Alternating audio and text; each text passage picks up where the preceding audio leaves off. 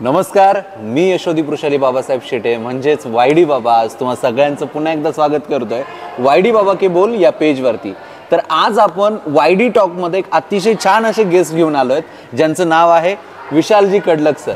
आता आणखीन एक पुढचा प्रश्न थोडासा वैयक्तिक आहे पण विचारायचा आहे.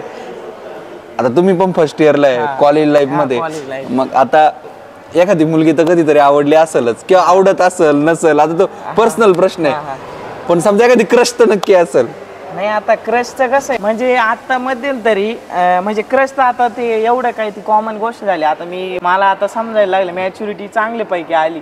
मग मी आता अशोक सराफांचं एक वाक्य ऐकलं होतं की तुम्ही दिसता कसे याला महत्त्व नाही, तुम्ही काम काय करता, तुम्ही कोणत्या क्षेत्राचं पण काम काय करता आणि काय मेहनतीने काय जिद्दीने करता याला फार महत्त्व आहे. त्याच्यामुळं मी सध्या आता माझ्या कामावरतीच फोकस 100% डायरेक्ट. क्या बात आहे. डायरेक्ट म्हणजे एवढं काम करायचं आणि संध्याकाळी झोपून जायचं, दुसऱ्या दिवशी परत नव्याने सुरुवात. परफेक्ट.